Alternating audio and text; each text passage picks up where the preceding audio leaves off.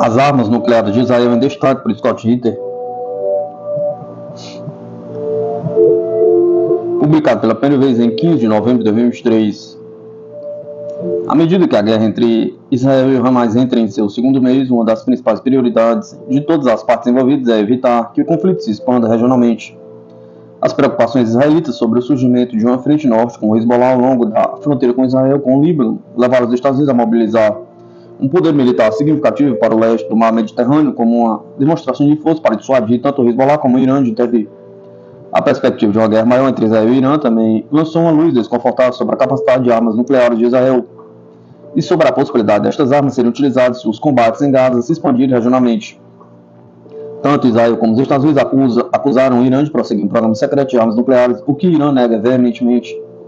Comentários recentes do ministro de Patrimônio israelita, Amichai Eliyahu, onde aludiu à possibilidade de que uma das opções de Israel na guerra contra Hamas poderia ser a utilização de armas nucleares na faixa de Gaza, colocar a realidade do não reconhecido programa de armas nucleares de Israel no centro das atenções internacionais. Os comentários de Eliyahu foram rapidamente rejeitados pelo primeiro-ministro israelita Benjamin Netanyahu, e o ministro do Patrimônio foi suspenso de participar em reuniões de gabinete. Eliyahu, membro do partido de extrema-direita Otzema Yehudit, poder judaico, do ministro de Segurança Nacional Itamar Ben-Gvir, fez seus comentários enquanto respondia uma pergunta durante uma entrevista ao vivo na rádio. Sua expectativa é que de manhã lançaremos o que equivale a uma espécie de bomba nuclear sobre toda Gaza, arrastando-a e eliminando todos lá, o entrevistador perguntou. Essa é uma maneira, respondeu Eliyahu. Deve-se notar que Eliyahu nunca mencionou as armas nucleares. Da mesma forma, o questionador não falou de uma arma nuclear real, mas sim de algo que equivale a uma arma nuclear. Muitos observadores do conflito em curso em Gaza fizeram comparações com o volume de altos explosivos que foram lançados sobre Gaza pela Força Aérea Israelense desde 7 de outubro, enquanto Hamas lançou um ataque surpresa às infraestruturas militares e civis israelitas em torno de Gaza, matando cerca de 1.400 pessoas israelenses, a maioria deles civis. A tonelagem lançada sobre Gaza é estimada em mais de 20 mil toneladas, o equivalente a uma bomba nuclear de 20 quilotons, o que é maior do que qualquer uma das bombas atômicas lançadas pelos Estados Unidos nas cidades japonesas de Hiroshima e Nagasaki no final da Segunda Guerra Mundial. O fato de haver alusão à existência e possível utilização de armas nucleares por um funcionário do governo israelita, por mais vaga e indistinta que seja, pode atrair tanta atenção, sublinha a controvérsia que rodeia o programa de armas nucleares de Israel. O programa de armas nucleares israelita data de meados da década de 1950, quando o primeiro-ministro do país, David Ben-Gurion, ordenou aos militares israelenses que desenvolvessem um plano de seguro nuclear concebido para compensar a superioridade militar convencional combinada dos vizinhos árabes de Israel. Desenvolvido em grande segredo com a ajuda da França, o programa israelita centrou-se numa instalação de produção de armas nucleares localizada em Dimona, no deserto de Negev, onde Israel, sob o pretexto de um programa de energia nuclear civil, começou a produzir plutônio necessário para uma arma nuclear. O presidente dos Estados Unidos, John Kennedy, confrontou Ben-Gurion sobre Dimona durante uma reunião em maio de 1961. Sob pressão, Ben-Gurion afirmou que a central de Dimona tinha uma capacidade piloto de extração de plutônio que poderia ser utilizado para fins militares, mas procurou apaziguar as preocupações dos Estados Unidos, declarando que Israel não tinha intenção de desenvolver a capacidade bélica agora.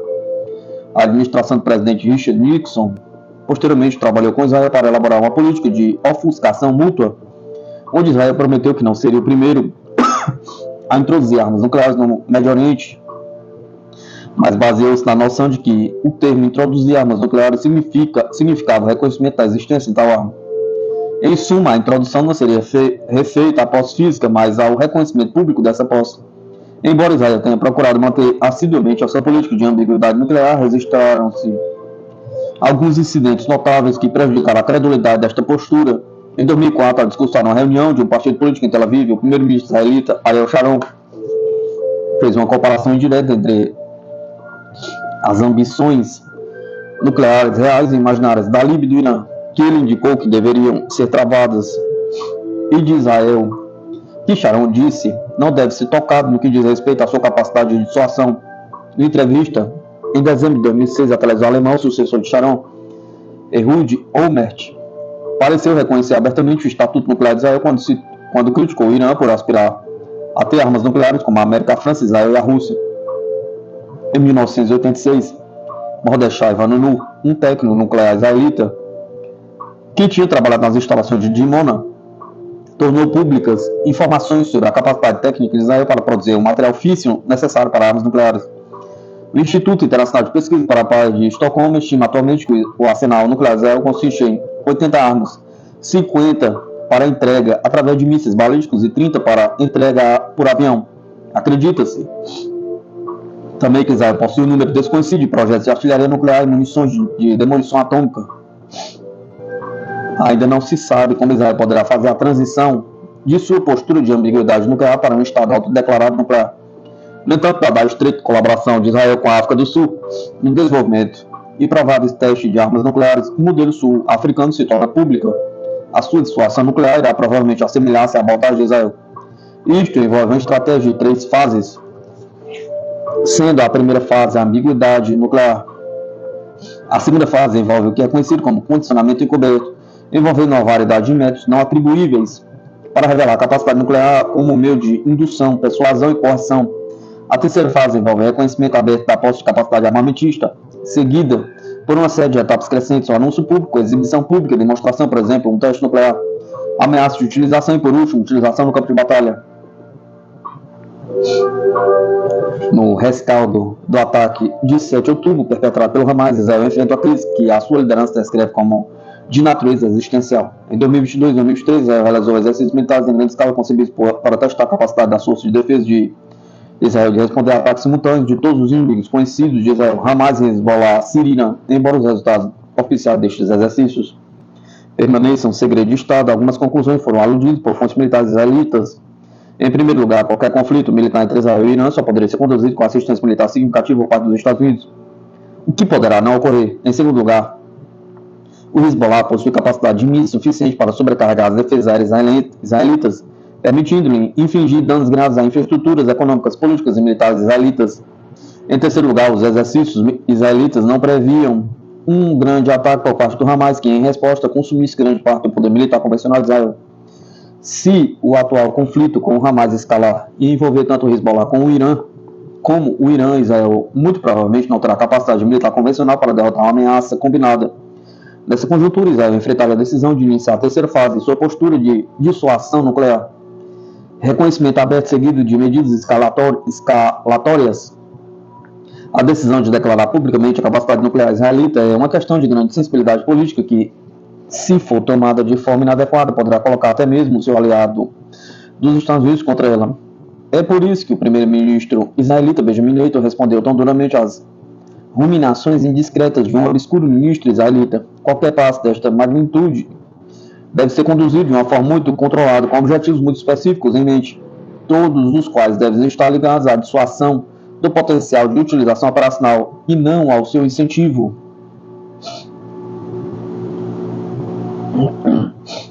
Armas nucleares, biológicas e químicas de Israel, por Stefan Leidman. De relevância para o recente confronto Irã-Israel e para o debate em curso sobre as capacidades de armas nucleares de Israel, este artigo do falecido Stefan Lindman, publicado pela primeira vez em maio de 2002, descreve as características das armas nucleares de Israel, centrando-se nas revelações de Mordechai Vanunu. O segredo público, há muito conhecido de Israel, é o seu formidável arsenal nuclear. Menos se sabe sobre a sua capacidade de armas químicas e biológicas.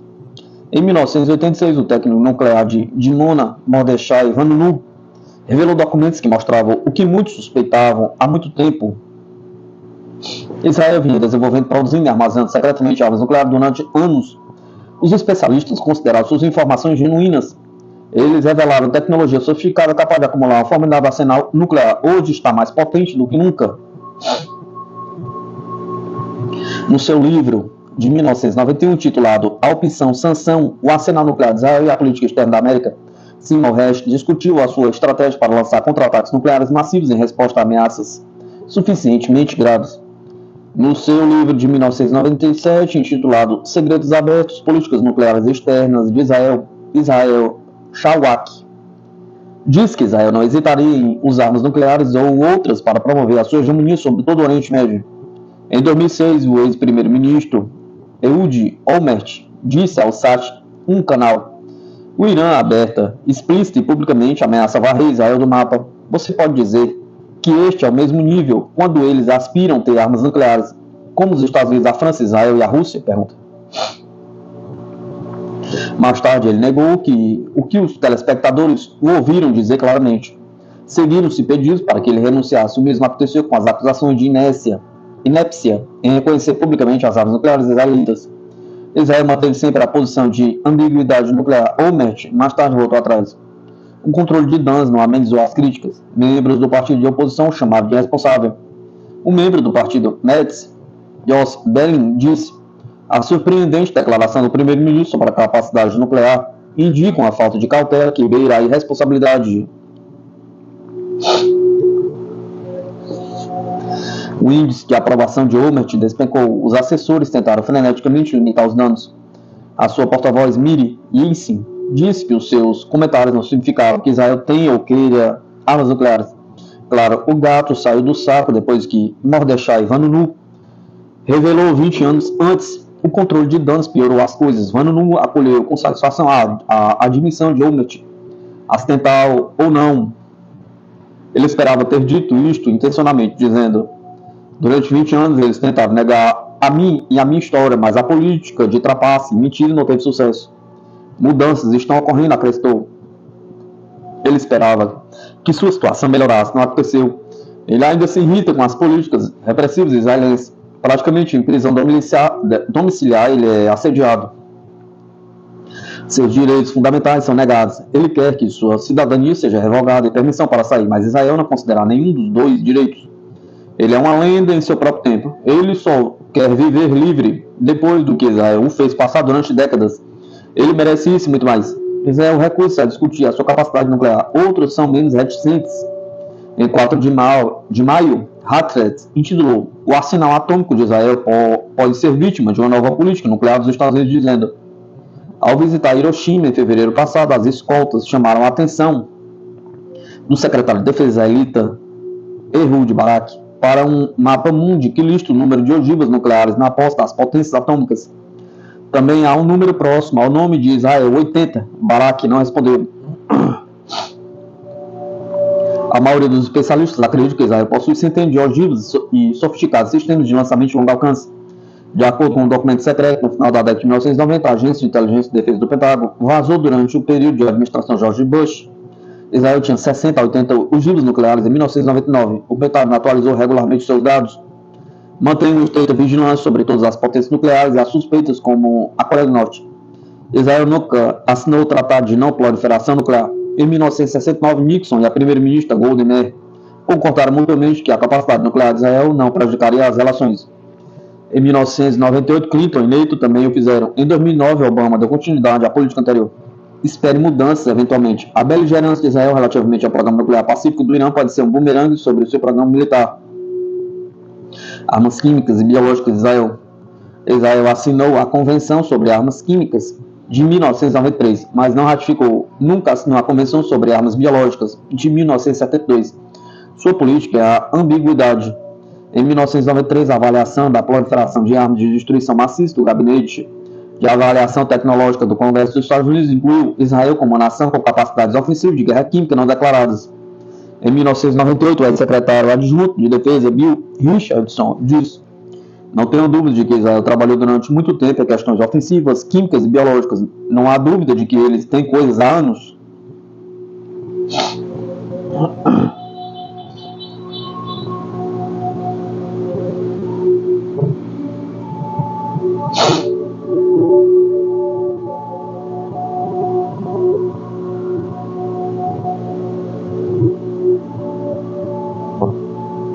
Israel testa novas armas em combate contra o Líbano. Em 2006 e contra Gaza, durante a Operação Chumbo Fundido, utilizou armas de energia direta, agentes químicos ou biológicos e outros que produziram lesões e sintomas que os profissionais médicos nunca tinham visto anteriormente. Por exemplo, corpos com tecido morto não apresentavam feridas aparentes. Os cadáveres foram encontrados encolhidos, os civis sofreram graves danos nos membros inferiores, exigindo amputações. No entanto, seguiu-se uma necrose imparável, morte de células e tecidos vivos, seguido de morte. As feridas internas não apresentavam vestígios de estilhaços. Os cadáveres foram enegrecidos, mas não queimados. Algumas vítimas gravemente feridas não sangraram. O Ministério da Saúde palestino disse que Israel usou um novo tipo de explosivo em Gaza, continha toxinas e materiais radioativos. Eles queimaram e rasgaram os corpos das vítimas por dentro. Eles também deixaram deformações de longo prazo. O médico palestino acusou Israel de usar munição química que queima e fere tecidos moles, mas que não pode ser detectada por raio-x. Feridas internas graves foram relatadas. Gases desconhecidos que se acredita serem agentes nervosos foram usados. Os afetados perderam a consciência por cerca de 24 horas. Eles experimentaram febre alta e rigidez muscular. Alguns precisavam de transfusões de sangue urgentes. Em Gaza foi utilizado fósforo branco, queimar carne até os ossos. O urânio empobrecido espalhou contaminação radioativa, explosiva de curto alcance, causaram ferimentos graves, exigindo amputações. As crianças tiveram as pernas cortadas, o abdômen aberto ou morreram porque nada poderia salvá-las. Em junho de 2011, Salem El-Nami, colaborador do Coulter Post, intitulou "Expondo o segredo mais perigoso de Israel", dizendo: somente pessoa autorizada tem acesso ao Instituto Israelense de Pesquisa Biológica. Israel chamou de um Instituto Governamental de Pesquisa Aplicada especializado nas áreas de Biologia, Química, Medicinal e Ciências Ambientais. Outros revelaram que o Instituto é onde Israel desenvolve as suas armas biológicas e químicas e se prepara para qualquer eventualidade de guerra biológica ou química. Suas instalações são a instalação militar mais secreta de Israel. A censura oficial proíbe qualquer discussão sobre o assunto. A sessão só ocorreu depois que Avish Klein, funcionária de longa data, processou por assédio e abuso emocional. Ela fazia parte de uma equipe que desenvolvia uma pomada protetora contra gás mostarda. Durante o processo, mais informações surgiram. O Instituto conta com centenas de cientistas e técnicos. Seus múltiplos departamentos são especializados em pesquisa, desenvolvimento e produção de armas químicas e biológicas. Um deles é um veneno usado para assassinatos. Em 1997, o primeiro-ministro Menachem Begin ordenou que o Mossad eliminasse o líder da Frente Popular para a Libertação da Palestina, Wadi Haddad. Ele gostava de chocolates belgas e o Mossad criou alguns com veneno de ação lenta e os entregou a Haddad. A substância tinha propriedades indetectáveis. A saúde de Haddad piorou. Voando para a Alemanha Oriental para tratamento, ele foi diagnosticado com leucemia e morreu em 29 de março de 1978. 32 anos depois, a verdade veio à tona, o veneno do Instituto o matou.